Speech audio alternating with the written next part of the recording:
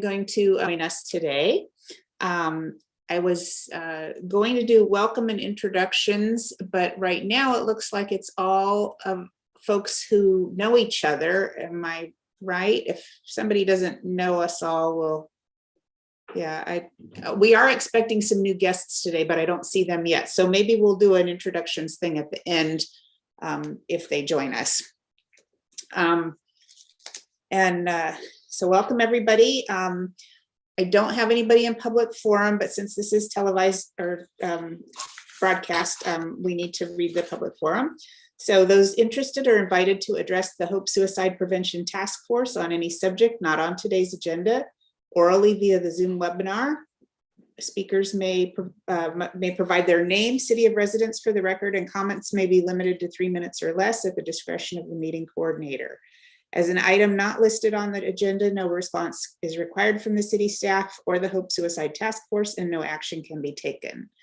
And I don't see anybody in our attendees list other than our panelists, so we can move on. And Jay, would you be able to give us an update on things from the county? Yeah, a few updates, not much. Well, hi everyone. Thanks, Tegan. So we have not much on the campaign front, just that our data from the gun safety campaign is being evaluated. And we'll obviously bring that to the group whenever we have some good numbers to share. And we have a couple, I guess the best next update would be that the county coroner, the medical examiner coroner, did roll out the data dashboard. And I know that, I know that Tegan was able to kind of like see a walkthrough that we got at our SPOC meeting. And so it's really comprehensive. I have not personally gone in and played too much around with it, but it's really cool. It's really helpful. And one thing that I thought of immediately is that I know that Hope has been curious about the suicide rates and prevalence among the transient population. And it does allow you to kind of comb through that data.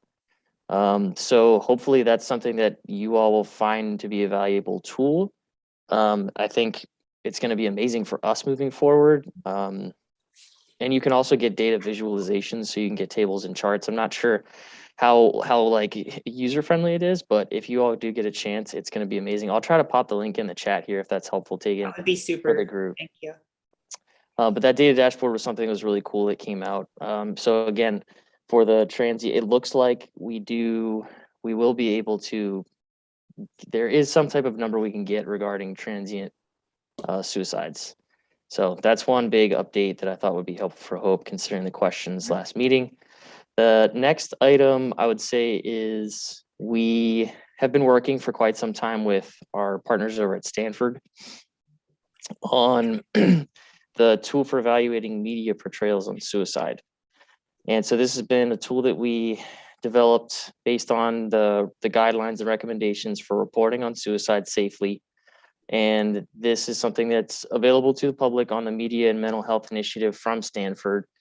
And we basically wrote a manuscript and submitted it for publication, and it was published. So this is actually just last week that this basically was published in the International Journal for Public Health and Environmental Research. So we're really proud of that. And that's also something that I can point folks to if they would like. And it's especially topical and pertinent now, given the media coverage around the most recent high profile suicide that our county saw, as I'm sure we're all aware of, at Stanford University. So, as much as we can, we would like to, it's not a plug, it's something that we think will be valuable just to keep at top of mind for folks to remember how we're communicating about suicide, no matter the forum, whether it's this meeting, it's in public as a PIO, or it's just talking to your kids or your friends. It's always something important to remember. And we hope that that's something that we all take pretty seriously to reduce stigma and make sure that we're doing our part. And then finally, we do have the gun buyback in Milpitas coming up in May. And one thing that our program is hoping to do is we always collaborate at the gun buyback events with Milpitas, or well, in this case, it's going to be with Milpitas PD.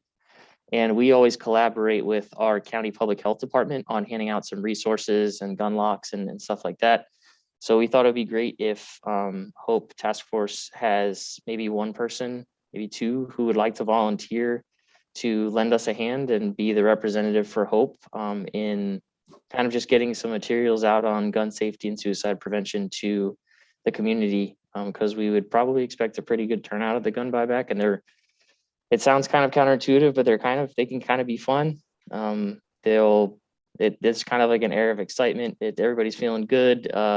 People are getting some money. People are getting some donuts. So I would strongly encourage anybody who wants to volunteer to come join us. We'd be happy to have you. It'd be great. So just let me know. And I think that's everything that I've got. Actually, Jay, there was one item that you mentioned at the county meeting that would be fun to share here about the Milpitas High student. Oh, yes. Oh, my gosh.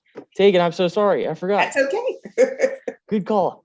Yeah, so we over at the Suicide Prevention Communications Work Group, every year, we like to try to kind of put our heads together and think about who we've interacted with in the media, who has just done a really good job, sometimes like exceptional job with how they've handled covering mental health and suicide in their community, whatever that may be. So this year, we had one that stood out. So we kind of all thought the same one at the same time. And we put in a nomination letter for Milpitas High School's newspaper staff and their advisors. So that's going to be Mr. Sanjay Roy and all of the student staff and reporters at the union from Milpitas High. So we nominated them for a Behavioral Health Board Award, a Heroes Award for the media category, and they were selected. So we're very excited about that. We hope that, Milpitas High is hopefully going to be excited about that, and their student and staff. We nominated them for the way that they handled the student suicide in their school community. They just did an exceptional job. They took the time. They contacted us. They asked for training on sensitive messaging. They asked and consulted with us every step of the way just to see that they're doing what they can do in the most appropriate way. And we were just so impressed by their coverage and their issue where they did address the suicide death in their community. So kudos to you all, because I think this kind of branches, I think it runs down from the top. And I think the presence of something like the Hope Task Force can't be overstated. And so we're just kind of thrilled to see it, especially at that young stage, for them to be so cognizant of it. And so I think this group can be really proud of anyone who's connected to the school district, any of those students, Mr. Roy, whoever. So give yourself a pat on the back, because it's awesome. So thanks for the reminder, Tegan. You're welcome. They have an event at which they're going to be honored. Is that a Zoom event? Can people from Hope attend? Yes, let me pull. I believe it's May 22nd. Okay. Or no, I apologize. May 22nd is the gun buyback. The Behavioral Health Board Awards are Wednesday, May 4th. Mm-hmm. They are 12 o'clock to 1:30. So noon to 1:30. And it is virtual. So they haven't updated anything further. The Behavioral Health Board hasn't sent anything else out on that, but Wednesday, May 4th, 12 to 1:30. And if there's any way you can get a hold of that Zoom link or be there to support them, that's awesome. I'm hoping that I can attend to support them, because it was just great. We'd love to share that Zoom link when you have it available. Of course. Yeah, good. Thank you, Jay. John, I think you're up next with an update on the older adult subgroup at County. Thank you, Tegan. Yeah, I just wanted to, don't have too much, but just wanted to introduce, and Jay was part of this, and Evelyn at the County, part of their interventions work group, is an older adult subgroup. And partnering with us here at the Senior Center to a few goals have initially been established. We had one meeting about 3 weeks ago. We'll be meeting with Chris Miller, who's part of the intervention group or the subgroup, next week to present some more I guess, the vision for the group. So we'll have more information in the future. But basically, it's the target older adult media campaign. Some of the goals are to provide resources, trainings, implementation support to partner senior centers. So we'll be that first partner senior center at the city level. Identify ways to access homebound and isolated older adults. So we're going to start to explore how we could help those folks out in our community. And lastly, to provide trainings to create more helpers who serve or have access to older adults. So we'll have more information in the future, but we're excited to start to work with that older adult population. Great, thank you. Yeah, and since Chari can't be here, excuse me, I will give you a super quick update on the mental health related presentations and events that she's been working on. We did have a meeting, a virtual meeting of the AAPI Healing Circle. The attendance was pretty lackluster. They only had 2 attend. And I know we've been talking internally about whether people are just all zoomed out and ready for in-person stuff, or if that's just a community that we need extra help reaching. The other thing she wanted me to share, we have mentioned before that the Like movie has been funded by the county, and we're super excited to be presenting that. I know, Anthony, you've got your students in the after-school programs in Life are going to be able to see that movie. We are really hoping to sell out our virtual seats for that. And I know our marketing materials will be out later this month, so we will share all that with everybody. But a really amazing movie and valuable, worth your time to watch it. Tegan, real quick to comment on that, sorry. Sure. So when we do get those marketing materials, if you can share it with me, so that way we can share it with the parents for the Life program. Yeah. And thank you for putting that together. I know that Char was not here as well, but very well put together, and we're excited to have that going on. Good. I will let her know.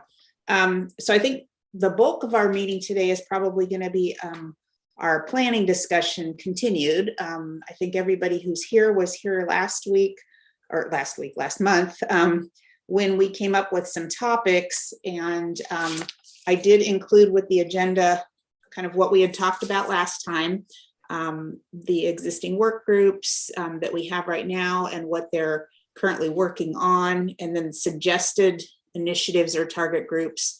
And so what I asked everybody to do is take a look at that before you came to this meeting and kind of be ready to share what are the areas that you are most passionate about. We obviously have lots of good ideas on the list, and we are not going to be able to do all of them this year, but we want to focus on things where people are excited to spend their time and share their talents to help us, really accomplish something in those areas. And if we have, just 3, 4, 5 areas where we actually accomplish stuff, that's better than having 20 areas where we don't get things done. So I guess we can just kind of go around. And I will, go down my list as it appears on my screen. John Macon, do you want to start off? And I think we could certainly do more work with the transitional youth and teams. And certainly the viewings like are gonna be excellent for that population. Anthony and I just spoke recently about putting together a 1 or 2 page resource guide that could be dispersed to the community to help our teens to drive them to different resources.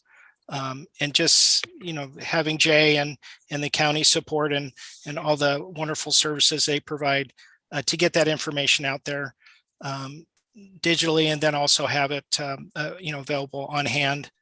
So we're going to be meeting next week, and then we have Pastor Mize and Marcia in particular as part of our group.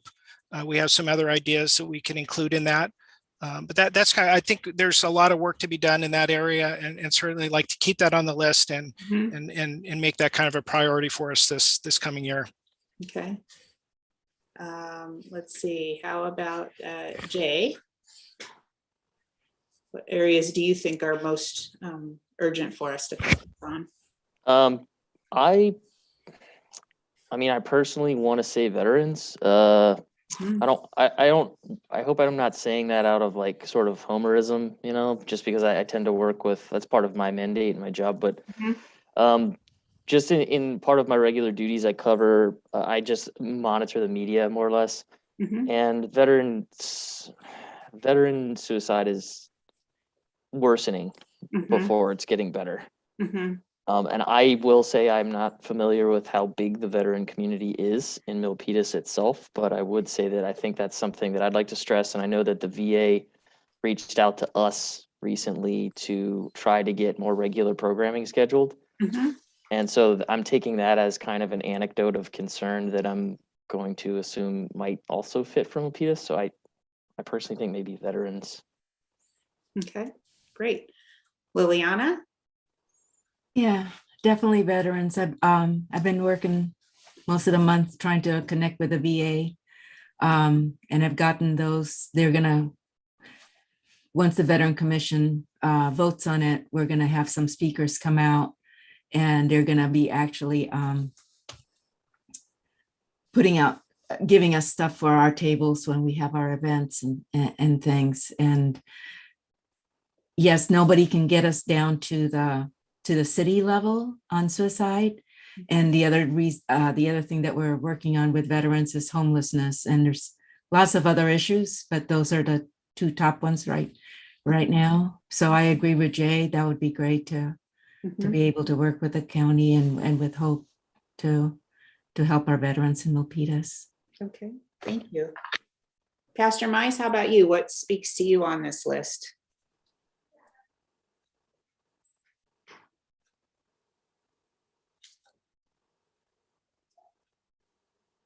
Maybe we'll skip Pastor Mize and come back to him. Okay, how about Anthony?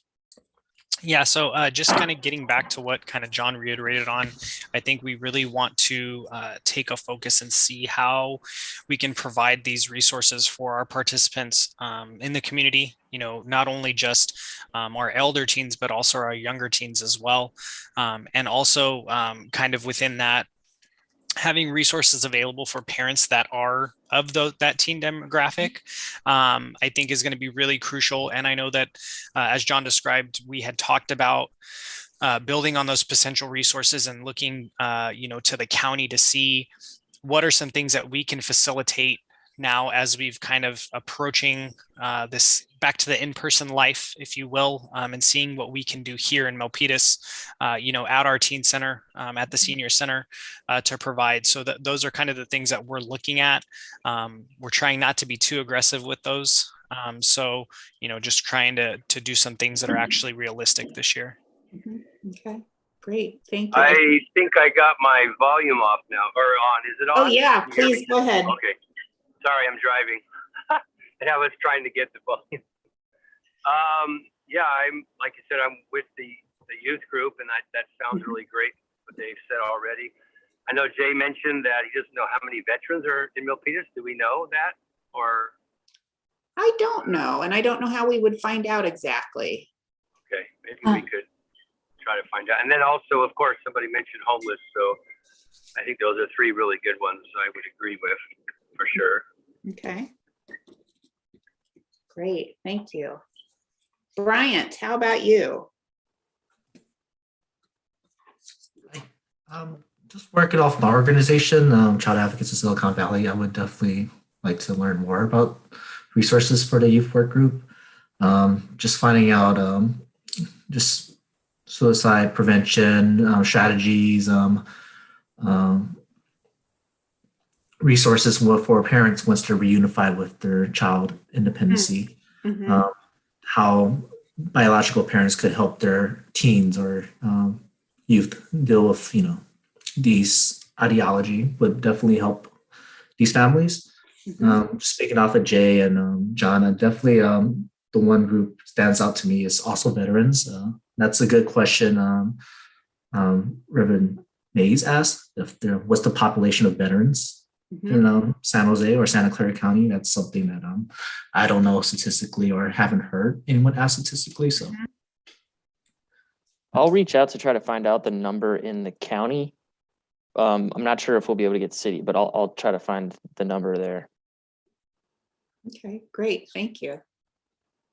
How about Tom? If he's not working with his IT guy. I'm listening. I just took me a while to unmute. Okay. You know, I wanted to ask John, at what age do you qualify to be considered an older adult? I think I qualify, but and have qualified for a couple of years, but Yeah, Tom, you're as old as you feel, you know. But don't even say that. Right now, I'm feeling like I'm ancient. You know, Milpitas is a very inclusive community, Yeah. and our seniors start at 50. So Right. Yeah. I qualify. Yeah. Wow, I qualified 32 years ago. Anyway, well, being on the board of Hope for the Unhoused, I guess I have to say that that's an area that has some interest for me, and that's one I've asked quite a few questions about. I do have 20 years of military service, so I guess I could be interested in the veterans also. And then there was another group that was identified as men, and I think I qualify in that category, but I'm not sure. That is a broad category. I'm not sure what we had intended with that particular category. Is it the fact that men tend to be secretive and the type that don't come out about their issues or think it's unmanly to ask for help, or I guess all of those. Anyway, depending on how that one is, and I'm not sure. Those are three that potentially have some interest for me. The first two more so than the last one possibly. Okay. The unhoused one is rather interesting. That can be a very broad category. The unhoused that we have been focusing on in Hope for the Unhoused are those individuals that are essentially living on the street, as opposed to just individuals that are unhoused, because there are those that are unhoused that are living in vehicles or actually have some form of shelter. And then there are those that are relying on the tents and sleeping bags that we provide, and that get moved around at will and at the whim of the mayor. I shouldn't say that. But in any event, that certainly is an area that I'd like to, I'm interested in, and I'd be interested in how we can, or how I can be useful in that particular area. So anyway, I'm rambling.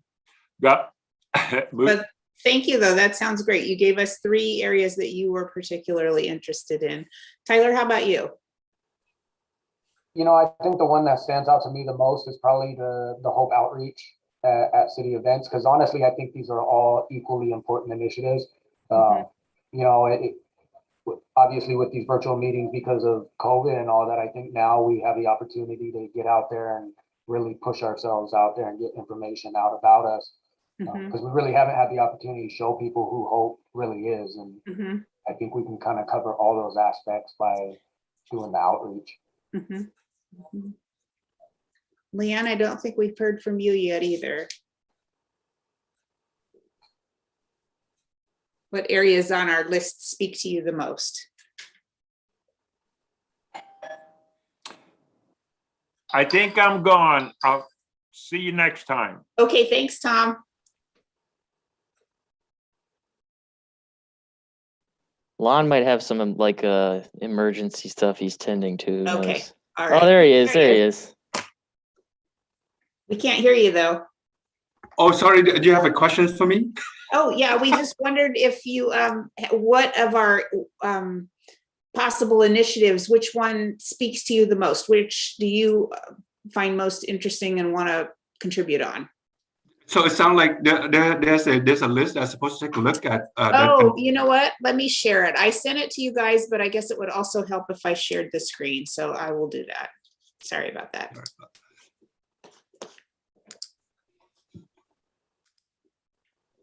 There we go. Can you see it now? Yes. Okay, great. Yeah, sorry, I have to. Yeah, my eyes not doing so well. I have to. Let's see if I can make it a little bigger. So, whoops, that was the wrong direction. Yeah, thank you so much. 150. How's that better? Yes, Okay. sorry about that. No worries, no worries. Yeah, so gun safety is definitely something that I'm interested in, as well as a family member support initiative or support activities. I'm sorry, yeah. Or those are the two areas. Yeah, definitely. Yeah. And I'm an adult. I'm not near older adult yet. I don't think. Well, good for you. Yeah. Well, Even though, yeah, sorry. Oh no, go ahead. What? No, I was just gonna say that even though Joe, I mean Jay, who might know my real age, he probably wouldn't feel the same way. I won't tell. I won't tell. Well, I will put in my 2 cents. I agree with Tyler that I'd love to see the Hope outreach at city events. I'd like to see us do something with that more in a more organized fashion this year. I would personally like the family member support activities as well. But what I'm hearing from everybody is that it sounds like the two that people are most excited about are the veterans and the youth work group. So those, I think, youth and transitional, what is it? It's youth, teens and transitional adults. Is that right? Its official name? Okay. So those. I'd also like to say, Tegan, like, I didn't necessarily say it, but I agree with everyone who's mentioned like the branding and just sort of putting it out at outreach events and stuff. I mean, get that Hope logo that I think is really pretty. You know, that kind of thing, and like just establishing the community presence so their first thought is, oh, Hope Task Force. It's gonna be awesome. So I think that's great too. Okay. Yeah, now that I see the list, I agree about the event. So we had some that we were working on that I'm not hearing a lot of enthusiasm for this time around, and maybe it's because we accomplished some of our goals, or maybe we want to set them aside right now. The diversity work group, initially we were using that work group to identify new members to join our group now, and we have gotten a little bit more diverse as we've gone through the year here. But maybe recruiting people to join this meeting is not the best use of people's time for that particular area. It occurred to me that, you know, if we did want to try cultural diversity, maybe just changing the name of that work group, and AAPI, we haven't had a whole lot of luck with that. But maybe that could be wrapped into the diversity work group if we want to continue on that this year. Or maybe we just shelve those for the moment and work on some other areas. Thoughts on that?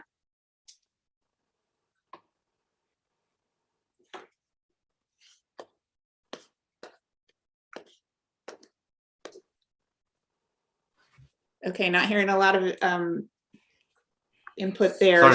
Sorry about that. So I think for the diversity or cultural diversity work group, Mhm. I think Milpitas has the most diverse city populations that, and I think there's enough of the population there to have an API or cultural diversity work group. If there's a way to, or to give it more time for recruitment, if that is something that you think is important. Mhm. Mhm. You know, and one way to recruit that is through like ethnic cultural events and so on in the city. Mhm. And if you can identify like quote unquote key community members or leaders, Mhm. I think they'll be the one that are probably going to be good to invite. Another one I haven't heard any feedback on yet today is the public safety partnership. And I think Lieutenant Jameson's done a great job coordinating with the police department. And we've gotten a lot done already this year and have some more things planned. I don't know if that's something that we would, obviously we would continue to work with them closely like we do, but maybe I don't think Tegan, I don't think that the lack of input, at least on my part, is a fill-in for saying that should halt, because I think that's been one of the most fruitful things that the task force has done. Just because, we have to think about the suicide prevention, post-vention protocols, just establishing rapport across, the figurative aisle with the police and more coordination there. Like, it seems like that's been good work. And if that continues, that's great. But I just think that that's like something that seems to just be ongoing. It does kind of feel ongoing at this point. I don't know, Lieutenant Jameson, do you think that needs a work group, or do you think internally with staff, we've kind of got a nice routine going? Yeah, I think internally with staff, we have a nice routine. I think anytime questions come up, we always coordinate with each other, and I think we have a good working relationship there. I don't necessarily see the need for a work group. Is the briefings something that we would want to kind of continue? We've had quarterly briefings where we have somebody come in and just once a quarter talk to all of the officers about resources that are available. Yeah, I actually think that's probably one of the biggest benefits that I've seen from this Hope group, is being able to coordinate with all you guys on the different resources that are out there. I know we were going to kind of talk about like the Bill Wilson Center, who just came out recently to actually six of our shift briefings, and it really generates conversations. A lot of officers are engaged, they're asking questions because they do want to know more information versus just having a pamphlet and handing it out. They want to be able to, when they're talking to people, give them all these additional resources and understand them. So I think it's been great. But maybe doesn't need a work group. Maybe we can just do it internally at this point between the staff members. Okay. Well, since you guys did express some interest in certain areas for yourselves, where do you envision yourself contributing? What are the things that you'd like to do? Yeah, Liliana. I just wanted you had mentioned changing the diversity work group into cultural, and I'm wondering if that could be, if nobody wants that, wondering if it could be folded into the Hope outreach, so that we don't lose reaching out to those groups. I'm thinking of the LGBTQ community as well. That that's a great idea. Need to work with them. Yeah. What if you have cultural diversity and put the Asian group that you have now in there, which is 65% of Milpitas, and then have a youth, of course, and maybe veterans and homeless together? I don't know. Do you want the events to be a group or just something that we all work on? I was wondering about that. Well, I'm open to suggestion. What do you guys think? So, so I'm curious. Is there a protocol about when and how and is so on for us to invite interested community members to join the work groups? Oh, are you asking how the work groups meet and what they do? What I guess not only that, but then let's say if I go out there in the community to the events and so on, and I met some so-called key community members, and I think that they probably will able to participate and contribute to some particular work group. Is there a protocol in doing that about how to invite them, and then how do we screen if there's any screening and so on? I see what you're asking. Yeah. No, actually, this group is one of the few city groups that's kind of the more the merrier, and we welcome anybody who has an interest in helping us get the message out. So if you are at one of our events, doing outreach, and you come across people who you think would like to be involved, please do invite them. And, you can get their contact information and give it to staff, and we can invite them formally to a meeting. Yeah,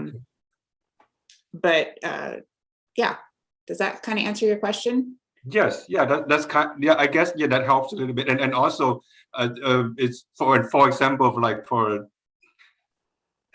diversity work group, it's probably if I'm going to invite someone, I probably would need to tell them, okay, so this group probably meet once a month or every other month, the time to meet, how long to meet, and what would I need to talk about, things like that. They haven't met that regularly, actually, as we've gone through the year. We kind of got started in the summertime, got some initiatives going, and then some of the groups stopped meeting after that. Some have continued. I think it really depends on who's actively involved in each group as to when and how they meet. But I did like the question about, do we want to just all be involved in the events? Is certainly an approach that the city has when we do events in our department in Recreation and Community Services. It's kind of an all hands on deck, because we find that it makes the work easier if everybody's participating. So if we were able to do something where we just, put it out to the whole Hope group that we're going to be at 4th of July or whatever it is, and we'd like people to take shifts at the table and be involved, that would be super, I think. But the group Hope doesn't have a huge amount of money. It doesn't have funding of its own to create really lots of events. So I think what we had talked about last time is that mostly you're piggybacking on things that the city's already doing, or things that are already in the community, because that doesn't require any funding on your part to put the event together, but you can have a presence and be a valuable contributor at the event. So Right. I think that would be the thing, is just keeping those lines open and making sure that everybody's facilitating what they can with their connections in the city or wherever, like just in the area. If you got a tablecloth and maybe a few flyers, or maybe you don't have flyers, but I know you have limited funding, but if you can secure any funding to get something like that, then any little bit helps. Okay. Good. Well, have we kind of talked this one to its end here? I think I'm hearing the events, I'm hearing veterans, I'm hearing, the youth work group, I'm hearing maybe put the diversity, all the things that are cultural diversity in with those events, and try to, really reach out at the events to help us get more diverse in our cultural reach. Does that sound about right? Okay. Do we have folks who want to volunteer for particular events? The youth group, you already have some folks, John, Anthony, Pastor Mize. I think I heard Bryant say that that was one that was of interest to him. For the veterans, I know I heard Jay and Liliana and Yep. Pastor Mize and Tom all sort of expressed interest there.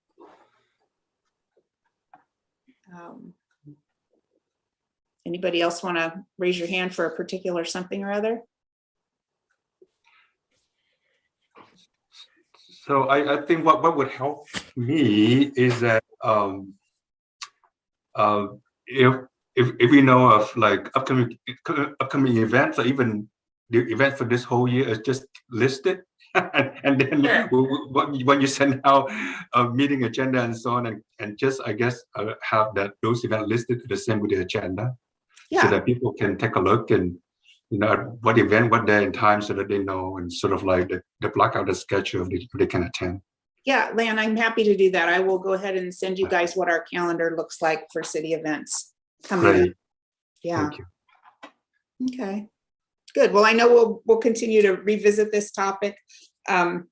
We have in the past had a staff member who's kind of coordinated each of the event groups. John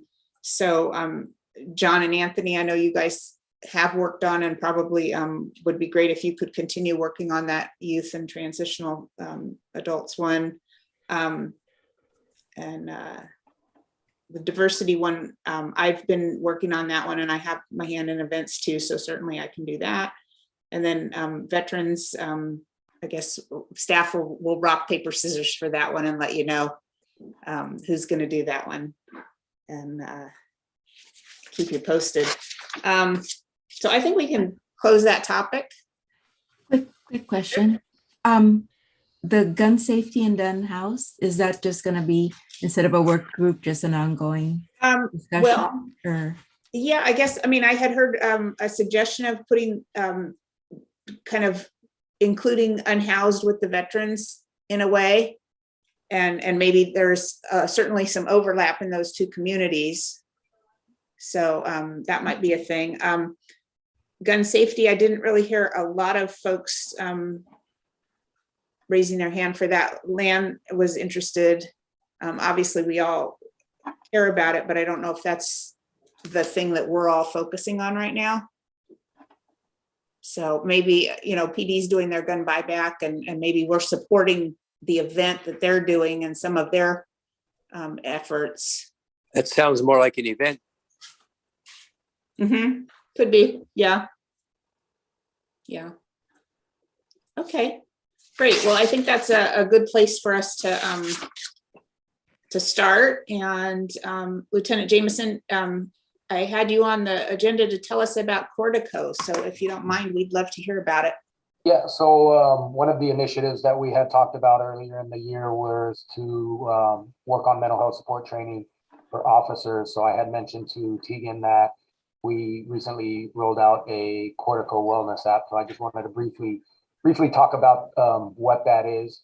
So as we all know, mental and physical wellness is critical to a professional and successful, police force, or any profession for that matter. But because law enforcement officers are exposed to traumatic incidents at a much higher rate than the general population, they are statistically more susceptible to the mental health issues that we often see, such as PTSD, depression, anxiety, and suicide.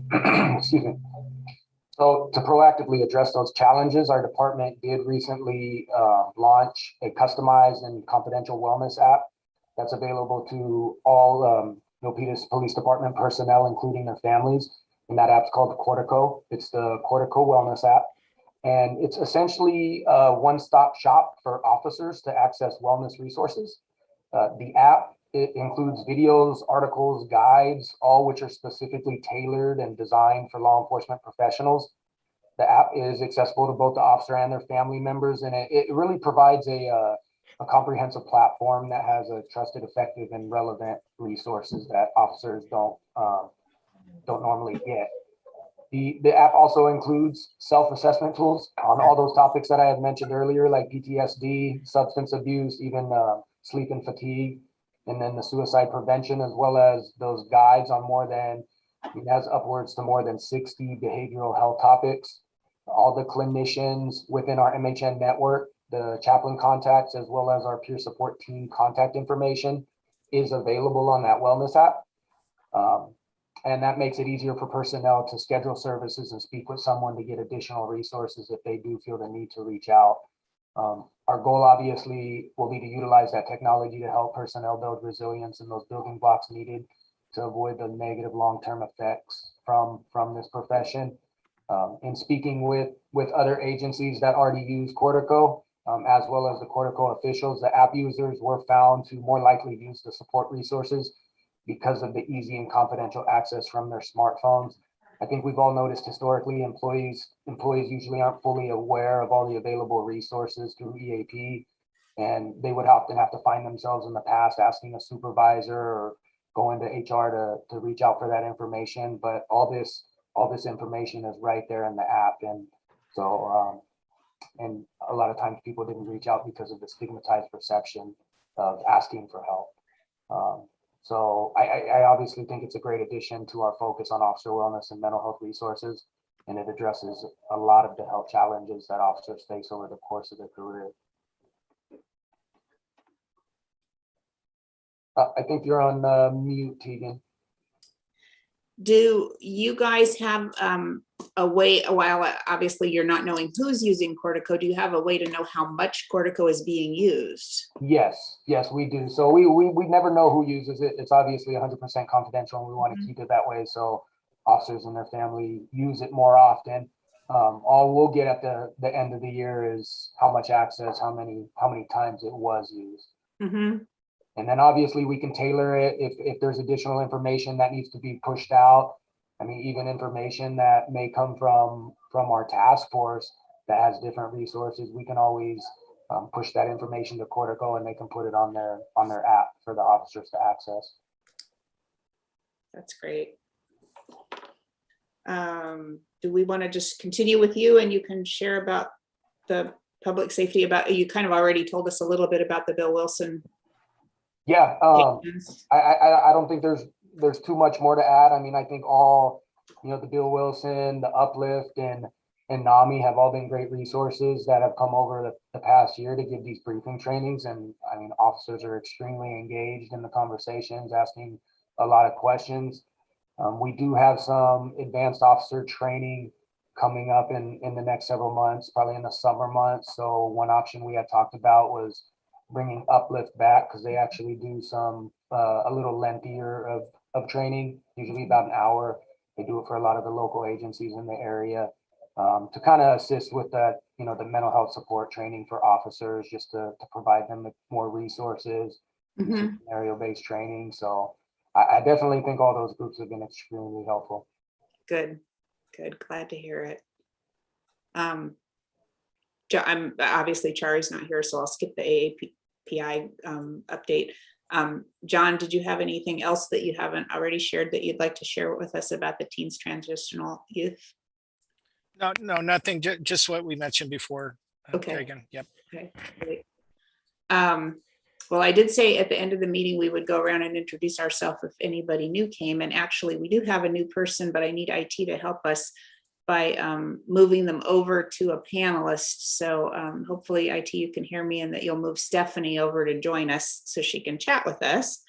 But in the meantime, I wanted to talk briefly about the next meeting.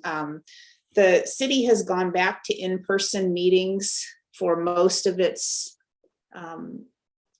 business meetings, commissions and city council and so forth, or is headed back to that at the end of March. So by April, most of their meetings will be back in person. I wanted to ask the folks who are attending today, what would be your thoughts on attending in person if we were to resume our in-person meetings, which we haven't done in forever. would people be able to attend this 4 o'clock Tuesday time in person? Yes, I could attend. Okay. I'm seeing some nods. I mean, I can attend. It's obviously easier to do this by Zoom coming Sure. from San Jose, but Yeah. obviously it's up to the group. So Lan, are you in the same boat where it would be easier online? Yeah, probably easy online, but I'm willing to drive because I'm I think we all like sort of like feel like we're being zoomed out or over zoomed. Yeah. You know, so it's good to see some people in person once in a while. So Zoomed out. I like that. Liliana, how about you? It depends on work. I Okay. think I can make most of the meetings. Okay. Okay. So it sounds like people would try to make it if it fit into their schedule, and most of us could make it work most of the time. Okay, I'm going to ask one more time if IT can hear me and if they can please promote Stephanie to a panelist.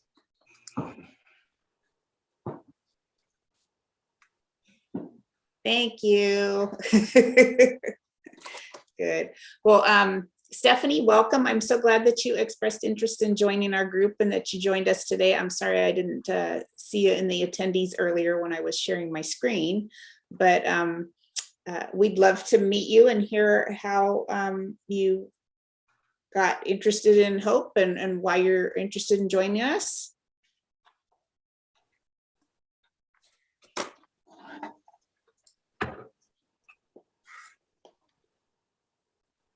Are you able to turn on your microphone and share with us? Let's see here if I can unmute you on my end.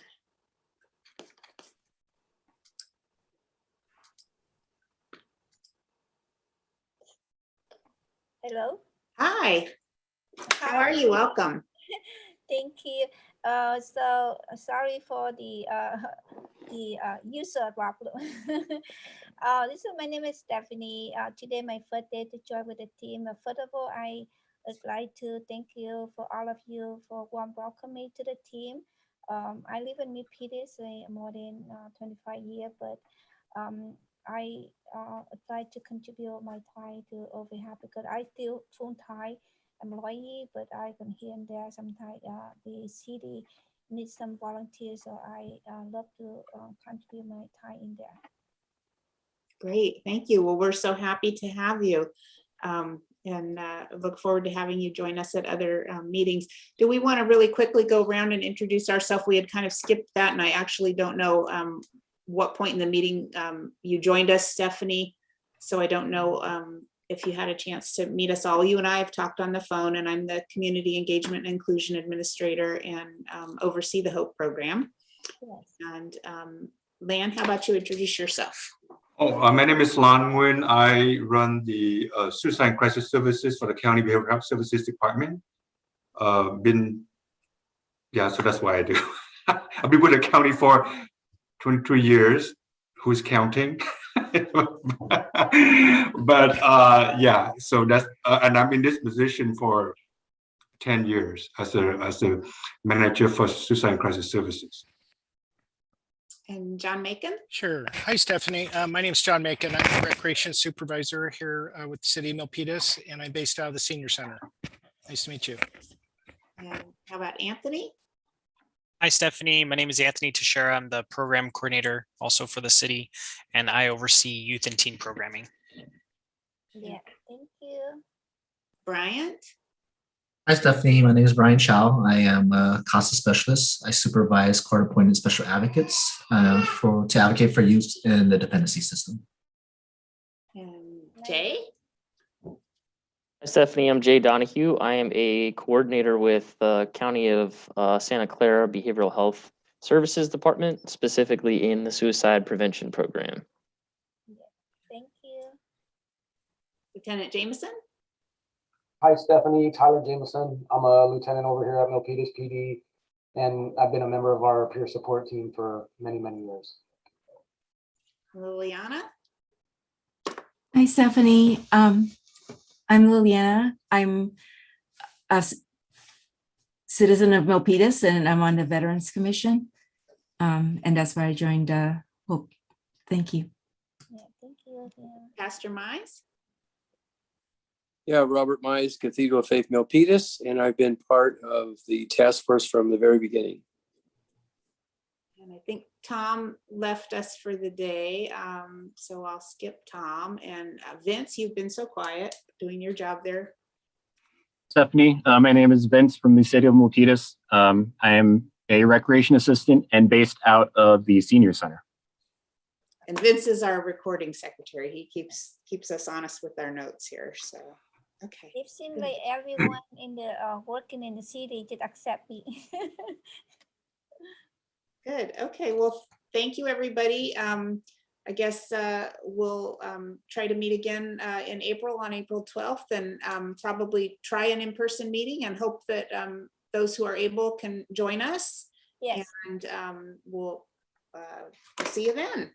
Yeah, let's see after meeting on April 8th in person. That'd be awesome. Just Yeah, it's always nice to see people in person, and it's been a long time since we've seen each other. So, yeah, good. Okay.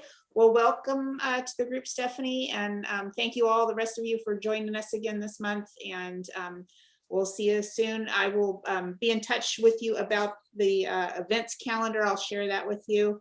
And we can also share some information on those work groups that we're thinking of, and how you could, be involved in those. So, yes. thank you. Thank you. Thank A you. great evening.